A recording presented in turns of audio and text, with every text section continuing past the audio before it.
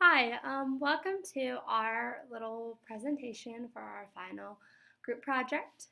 We decided to do the females in sports as our topic. And so today we're just taking you through a little bit about what different aspects of females in sports are going on in current time.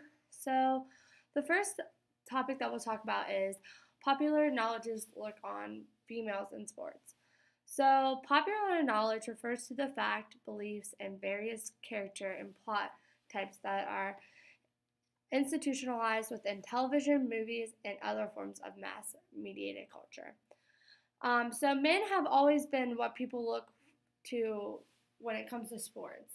And in doing this, they put women on the back burner. So, when you think about men getting together or a group getting it together, they're like, oh, let's watch sports. Most of the time, they're talking about a sporting event that men are participating in and not usually women. The IOC is used in the Olympics to promote a higher role for women in sports. And then we also provided a video that shows some previous winner of the awards and their accomplishments in promoting women's sports. The next thing we wanted to discuss is the oppression against females in sports. So, oppression is defined in our book as the prejudice and discrimination of one social group against another, based by institutional power. So, when it comes to sports, people know the names of most of the Americans' greatest athletes, but the problem is that they are mostly men. So, name off any 10 male athletes. So, you can think of like Joey Votto, Steph Curry, LeBron James, and so on. But when it comes to women, if you aren't really into sports, you probably don't know any. I'm personally somebody who plays soccer, so I know a lot of the soccer players, but if you ask me anybody else, I honestly couldn't tell you myself. And then in 1972, the Title IX was passed stating that there had to be the same number of athletic programs offered to both men and women in college.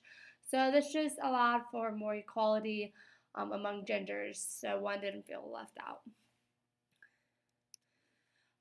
The androcentric sports. So androcentrism or an androcentric society refers to being male-centered or focused on males. According to a study of men in sports done in Google Book Masculinity, Gender Relations, and Sports, they argued that one way men responded to various crises surrounding masculinity during the modern era was to construct sports, both materially and symbolically, in ways that naturalized men's subordination of women. So some examples of androcentrism in sports are women's basketball, women's hockey, and women's skiing. The next is social stratification. In today's society, women are struggling to become equal with men in a way that they are ranked below men. In the scholarly article, Still a Man's World, the society that we live in is described in how women are held to the same standards as men, yet get lower, less pay for doing the same job. In nearly every occupation, women encounter barriers where they try to enter the most prestigious specialties, and a glass ceiling prevents them from reaching the top positions. From this perspective, the organizational dynamics and the feminine attribution of women results in the women getting less pay and status in the work world. That's just how some things are. The next thing is feminism in sports. So, feminism, according to Merriam-Webster, is the theory of political, economic, and social equality of sexes. This is usually organized on behalf of women's rights and interests. They want women to be equal and have just the same amount of rights as men, and that pretty much that women can do anything that men can do. As stated in the book, girls and women are not taken as seriously in sports. So you'll see women playing football in lingerie because that's what society thinks is a sport and um, a real match.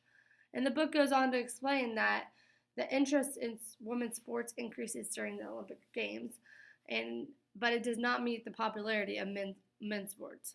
So even though that increase during that time happens, it still does not meet how popular men's sports are.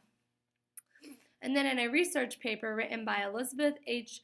Jarrett from the University of Michigan Hospital, women hold the record for sports including two-channel swimming, which is from England to France, solo sailor, the 7-day three-peak walk, world powerboat, Irish Jockey Awards, and many more. Her paper goes on to explain a comparison between men and women in the sport of track and field. Well, even though if you're at the meet and you see that men are winning most of the events, if you look at the records over time, you can see that there's more of an improvement of times and just improvement overall for women in track and field, but not consistently throughout the meet.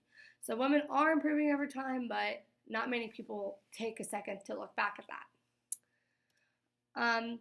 The race factor of women in sports. The race, according to the book, is a socially constructed system of classifying humans based on phenotypical characteristics, so skin color, hair texture, and bone structure.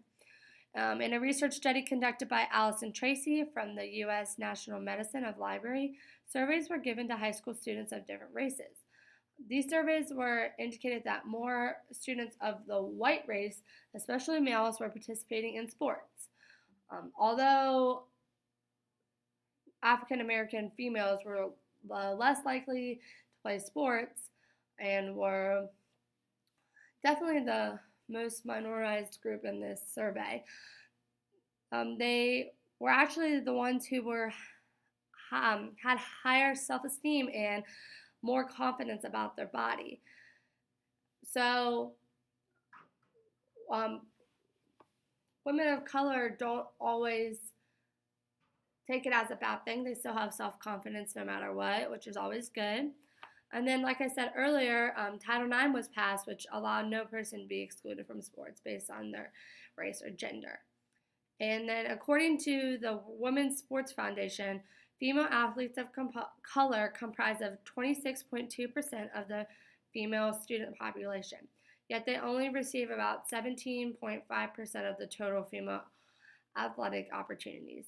Comparative white females comprise 68.5% of the female student population and receive 75% of the female athletic opportunities.